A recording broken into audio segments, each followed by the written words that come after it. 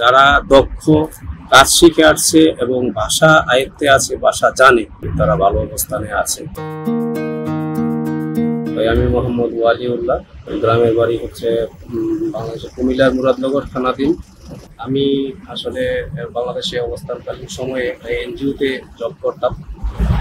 তো এনজিওতে জব করার সময় আমার এক ভাগিনার পরামর্শে আমি জাপানে যাওয়ার উদ্দেশ্যে দুবাই আসি। দুবাই আসার পরে আমি এখানে দুবাইস্থ জাপানি এম্বাসিতে যোগাযোগ করি এবং তার পরামর্শে আমি জাপানি এম্বাসিতে যাই এবং জাপানি ভিসা পাই। 5 বছরের জন্য জাপানের ভিসা পাই। তো আমি দুবাই এসে যেটা দেখলাম, আমি অনেক বাংলাদেশি ভাইদের সাথে পরিচয় হলো, কথা হলো, সকলের ভাষা বুঝতে চাইলাম, তারা কে কী করতেছে সেগুলো জানার চেষ্টা করলাম। আসলে আমার একটা প্ল্যান ছিল, প্ল্যান এ এবং প্ল্যান বি। তো আমার প্ল্যান এ ছিল জাপানে যাওয়া, প্ল্যান বি ছিল আমার যদি বাই চান্স আমি জাপানে যেতে না পারি তাহলে আমি দুবাইতে আমি সেটেল হওয়ার একটা চিন্তা ভাবনা আমার মধ্যে ছিল। তো ইনশাল্লাহ আমার আলহামদুলিল্লাহ আল্লাহর দরবারে যে আমার দুবাইয়ে আর থাকা লাগতেছে না, আমি জাপানের 5 বছরের জন্য ভিসা পেয়েছি অলরেডি। আগামী 25 তারিখে আমি জাপানের উদ্দেশ্যে রওনা হব।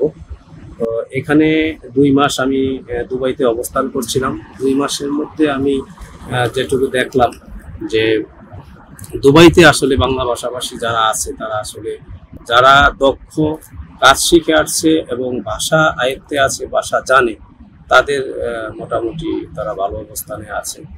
আর যারা কাজ শিখে আসে নাই কিংবা ভাষা সম্পর্কে জ্ঞান নাই, সে চলার মতো ভাষা জানে না, বলতে পারে না, তারা খুবই খারাপ অবস্থানে আছে। তো আপনার মাধ্যমে আমি আমার বাংলাদেশি ভাই বোনদেরকে একটা রিকোয়েস্ট করবো, যদি দুবাইয়ে কারোর সেটেল হওয়ার চিন্তাভাবনা থাকে বা কাজ করার চিন্তাভাবনা থাকে, তারা যেন অবশ্যই কোনো না কোনো একটা টেকনিক্যাল কাজ শিখে দুবাইয়ে আসে এবং ভাষা ইংরেজি যদি নাও বলতে পারে, তারা যেন অন্তত হিন্দি ভাষাটা ভালো আয়ত্ত করে আসে, তাইলে ইনশাআল্লাহ তারা ভালো কিছু করতে পারবে। আর আমি জানি না আমি এই বয়সেও এত বড় একটা রিস্ক নিলাম জাপানের উদ্দেশ্যে। ওদের ভবিষ্যতে জাপানে গেলে, জাপানে যাওয়ার পরে আমার এই একটা স্বপ্ন ছিল, সেই স্বপ্নটা কতটুকু বাস্তবায়ন করতে পারবো। আমি আপনার মাধ্যমে সকলের নিকট দোয়া চাই, আমি যেন জাপানে গিয়ে আমার যে বড় একটা স্বপ্ন আছে সেই স্বপ্নটা বাস্তবায়ন করতে পারি, পরিবার এবং সন্তান সন্ততির জন্য যেন আমি ভালো কিছু করতে পারি, দেশের জন্য যেন ভালো কিছু করতে পারি। আচ্ছা, এই মুহূর্তে আপনি আপনার ফ্যামিলিকে রেখে আসে, আপনি কাকে কাকে মিস করতেছেন? আসলে এটা একটা কঠিন প্রশ্ন। আসলে অসংখ্য শুভাকাঙ্ক্ষী, বিশেষ করে আমার পরিবারে আমার স্ত্রী, আমার সন্তানদেরকে রেখে আমি জীবিকার সন্ধানে বা পরিবার পরিজনদেরকে আরো ভালো কিছু দেওয়ার জন্য, তাদেরকে আরো ভালো রাখার জন্য আসলে এই বয়সেও আমি একটা রিস্ক নিলাম। এবং এই 2 মাস অন্তত পক্ষে আমি যেটা ফিল করতেছি যে আসলে পরিবারের কাছের মানুষরা যদি না থাকে তাহলে একটা মানুষ কত একাকিত্বতা বোধ করে, আর একাকী জীবনটা কত কষ্টের। জানি না আগামী দিনগুলো আমার কিভাবে কাটবে।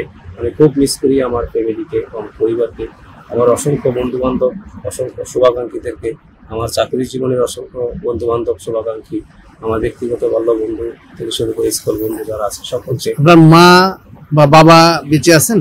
আমার মা বেঁচে নেই, আমার বাবা এখনো বেঁচে আছে। আমার বাবাকেও আমি খুব মিস করি, আমার ভাই ব্রাদারকে খুব মিস করি। আপনার সন্তান কয়জন? আমার 2টি ছেলে, একটা অবশ্য দুবাইতে আছে, ও একটা কোম্পানিতে চাকরি করে, একটা টেকনিশিয়ান কাজে। আর একটা আমার ছোট ছেলে, সে দেশি আছে, ক্লাস 5-এ পড়ে, ছোট। আচ্ছা, এই বয়সে যে আপনি যে চ্যালেঞ্জটা নিলেন, মানে একটা মধ্য বয়সের পরে এসে আপনি যে চ্যালেঞ্জটা গ্রহণ করলেন, এই চ্যালেঞ্জটা আপনার কাছে কতটুকু যুক্তিযুক্ত মনে হয়েছে এবং আপনি কোন ইস্যুর উপর ডিপেন্ড করে আপনি এরকম একটা চ্যালেঞ্জ গ্রহণ করলেন?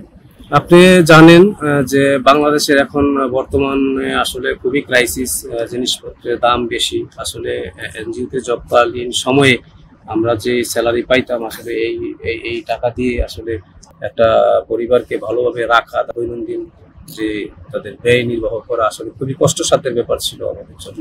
সঞ্চয় তো মোটেও ছিল না, কারণ পরিবার পরিজন চালাইতেই সেই মাসের 15 তারিখের মধ্যেই বেতন শেষ হয়ে যেত।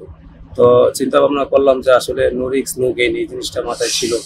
ভাবলাম যে একটা এই বয়সে একটা রিস্ক নিতে হবে, আল্লাহ যদি সহায় থাকেন তাহলে অবশ্যই। আমার একটা লক্ষ্য ছিল, একটা উদ্দেশ্য ছিল যে ভালো একটা দেশে গিয়ে নিজেকে নিজের এবং পরিবারের জন্য একটা ভালো কিছু করা। মনির ভাই, আপনাকে অসংখ্য ধন্যবাদ। আপনার সুস্বাস্থ্য এবং আপনার সফলতা কামনা করে আমরা এখানেই শেষ করছি।